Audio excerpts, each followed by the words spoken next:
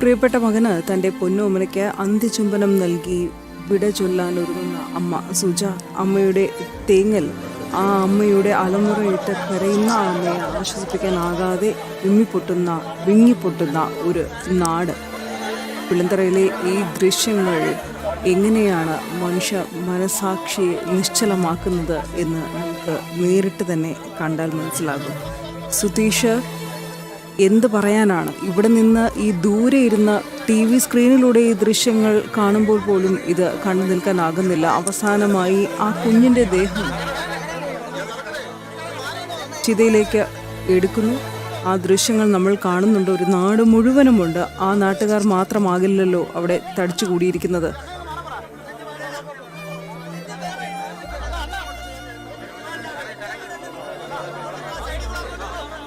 പതിനായിരങ്ങളാണ് ഈ ചെറു വീട്ടിലേക്ക് ഇതിന് അന്ത്യയാത്ര ചൊല്ലാനായി എത്തിച്ചേർന്നത്. കിലോമീറ്ററുകൾക്കപ്പുറം വരെ ക്യൂ നീണ്ടു നിന്നു. ഈ യാത്രാമൊഴി ചൊല്ലുന്നതിനുള്ള ആൾക്കാരുടെ ആ ക്യൂ നമുക്ക് വർണ്ണിക്കാനാവുന്നതിനും എത്രയോ അപ്പുറമായിരുന്നു ഇവിടുത്തെ വൈകാരിക നിമിഷങ്ങൾ. അതിന് നമുക്ക് ഒരിക്കലും എത്ര സാഹിത്യകാരനാണെങ്കിൽ പോലും അതിനെ വർണ്ണിക്കുക പ്രയാസമാണ്. അത്ര കണ്ട് വികാരനിർഭരമായ നിമിഷങ്ങളായിരുന്നു. ആദ്യം അച്ഛ അമ്മ എന്ന് വിളിച്ച ആ പിഞ്ചോമന അവൻ 13ാമത്തെ വയസ്സിൽ ഈ ലോകത്തു നിന്നും യാത്രയാവുകയാണ്. അവനൊരു തെറ്റ് ചെയ്തിട്ടല്ല. അവൻ എല്ലാ രംഗങ്ങളിലും അവൻ ബന്ധപ്പെട്ടിരുന്ന എല്ലാ രംഗങ്ങളിലും കഴിവ് തെളിയിച്ച സമർത്ഥനായ വിദ്യാർത്ഥി, നല്ല കായിക താരം, ഈ രീതിയിലെല്ലാം ആൾക്കാരുടെ പ്രിയപ്പെട്ടവനായി മാറിയ, ഗുരുക്കന്മാരുടെ എല്ലാം ഉത്തമ വിദ്യാർത്ഥി എന്ന പേരെടുത്ത ആ മിഥുൻ 13ാമത്തെ വയസ്സിൽ സ്കൂളിൽ വെച്ച് ഇത്തരത്തിൽ വലിയ സംവിധാനങ്ങളുടെ പോരായ്മ, ഇല്ലെങ്കിൽ വലിയ വീഴ്ച സർക്കാർ സംവിധാനങ്ങൾക്കടക്കം സംഭവിച്ചപ്പോൾ പൊലിഞ്ഞ ജീവൻ, അതായിരുന്നു ഇതിൻ്റേത്. എന്തുകൊണ്ടും നമുക്ക് പറയാം, ഇത്രയേറെ ജനങ്ങൾ ഇവിടേക്ക് ഒഴുകിയെത്തുമ്പോൾ അതിന് രണ്ട് കാരണമാണ്. ഒന്നും ഇതിൻ്റെ ഇടപെടിയിലും അത്തരം കാര്യങ്ങളും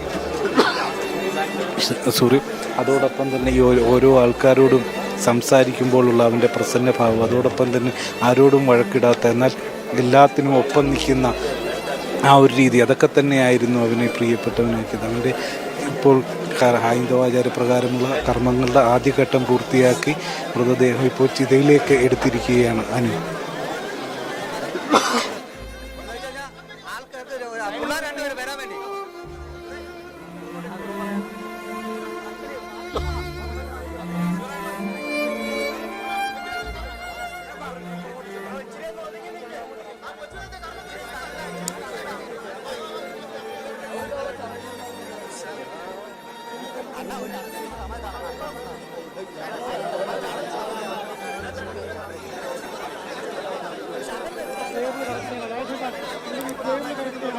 തേങ്ങയുടെ വീടും നാടും മിഥുന് അവസാന യാത്രാമൊഴി നൽകുകയാണ്. ഭൗതികദേഹം അവസാന അന്ത്യകർമ്മങ്ങൾക്കായി പൊതുദർശനം പൂർത്തിയാക്കിയ ശേഷം ഇതിലേക്ക് എടുത്തു വെച്ചു കഴിഞ്ഞു. അനുജനാണ് കർമ്മങ്ങൾ നടത്തുന്നത്. പ്രജിത്ത്,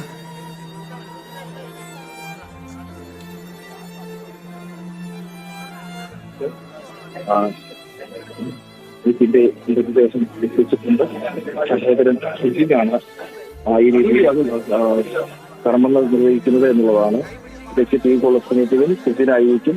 അങ്ങനെ ഇളയ സഹോദരൻ ആ കുട്ടിയുടെ നിൽക്കുന്നത് കാണുമ്പോൾ തന്നെ എന്താ പറയുന്നതെന്ന് അറിയില്ല. കാരണം എന്താണ് സംഭവിക്കുന്നതെന്ന് മനസ്സിലാക്കാനുള്ള ഒരു പ്രായം പോലും ആ കുഞ്ഞിന് കൃത്യമായി ആയിട്ടില്ല എന്നുള്ളത് വേണം.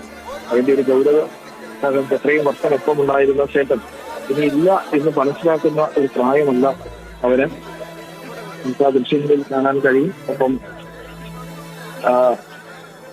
കുട്ടികൾ, കർമ്മം ചെയ്യുന്ന കുട്ടികൾ ഇവർ അവിടെ ഉണ്ട്. അവരുടെ വസ്ത്രമൊക്കെ ധരിച്ച് നിൽക്കുകയാണ്. ഈ എത്തുള്ളവർ അത് കർമ്മങ്ങൾ എങ്ങനെ നിർവഹിക്കണമെന്നുള്ള കാര്യങ്ങളൊക്കെ പറയുന്നു. മൃതദേഹമൊക്കെ കൃത്യമായതിന്റെ സ്ഥാനത്തൊക്കെ വയ്ക്കുന്നു. എന്തായാലും അല്പസമയത്തിനുള്ളിൽ ഇതിന്റെ ഭൗതിക ശരീരം അഗ്നിക്ക് സമർപ്പിക്കുന്നതോടെ ഇത് പറയുന്ന ഒരു കുടുംബത്തിന്റെ വലിയ പ്രതീക്ഷകൾ, ചിത്രവിദ്യയുടെ പ്രതീക്ഷകൾക്ക്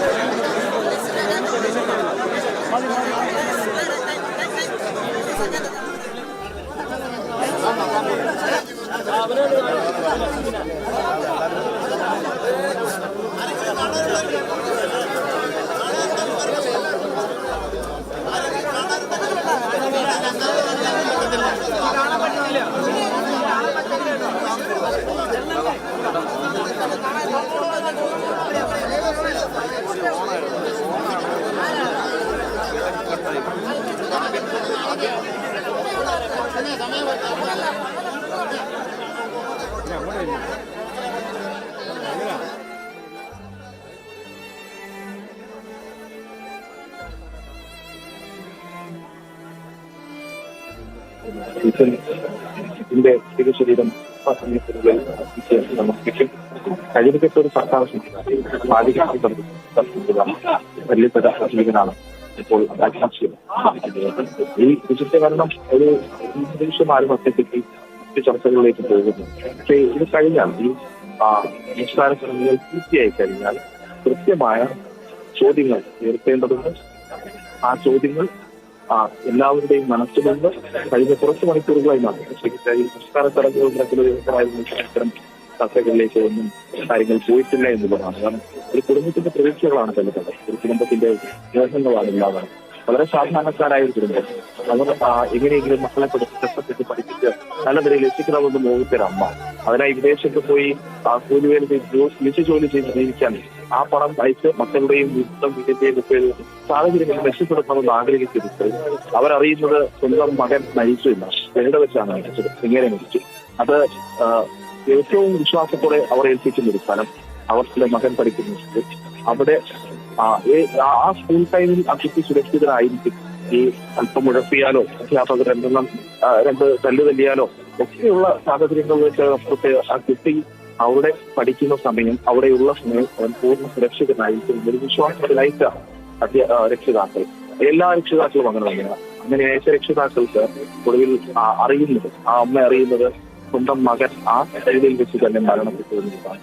അവൻ വലിയ പ്രതീക്ഷയോടെ ഇന്ത്യയിൽ ചേരണമെന്നൊക്കെയുള്ള ആഗ്രഹങ്ങളോടെ ആ പോയ സ്കൂളിൽ തന്നെ അവിടുത്തെ ഒരു സംവിധാനത്തിന്റെ പോരായ്മ കൊണ്ട് ഒരു വീഴ്ച കണ്ട് അതുകൊണ്ട് ജീവൻ നഷ്ടമായതാണ് ഇതിനെന്നുള്ളത് തർക്കമില്ലാത്തൊരു കാര്യമാണ്. ഇനി അതിൽ നമ്മുടെ നിലപാടുകൾ ആദ്യഘട്ടത്തിൽ നമ്മൾ കണ്ടതാണ്.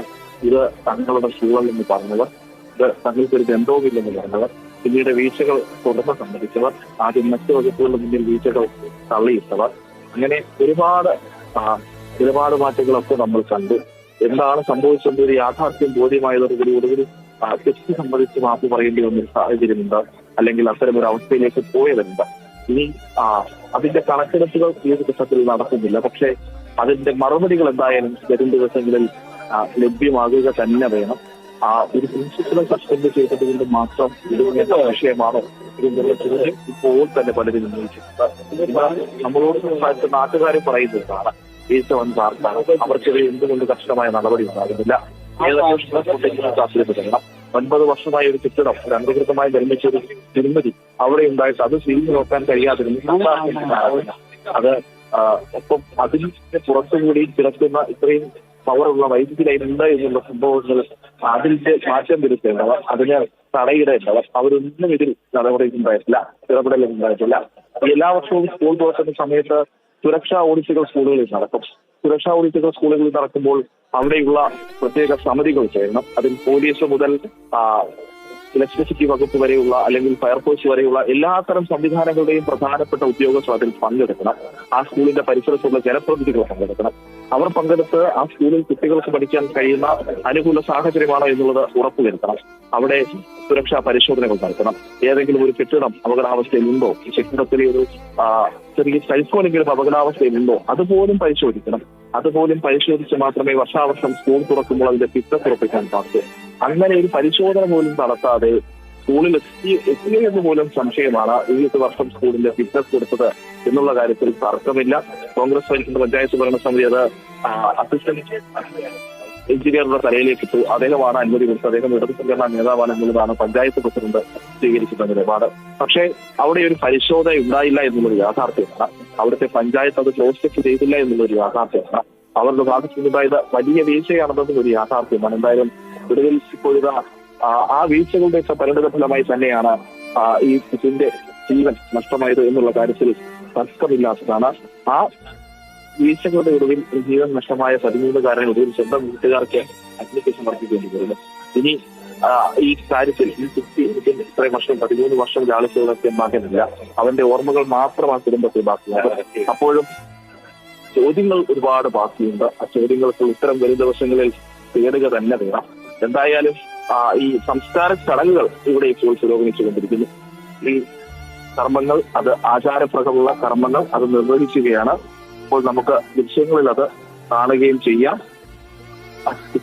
കുട്ടി ഇളയ സഹോദരൻ സുജിന്റെ ആണ് ചിതയ്ക്ക് തീ കൊളുത്തുക. ഇപ്പോൾ ചിതയിലേക്ക് വിറകിൻ കഷ്ണങ്ങളൊക്കെ പറക്കി വെക്കുന്നുണ്ട്. ഇപ്പൊ സമയത്തിനുള്ളിൽ ചിതയ്ക്ക് തീ കൊളുത്തും. അതോടെ സംസ്കാര ചടങ്ങുകൾ പൂർത്തിയാകും. ഇതിന്റെ ഭൗതിക ശരീരം സമർപ്പിക്കും. ഇന്നത്തെ ഈ ചടങ്ങുകൾ പൂർത്തിയാക്കുന്ന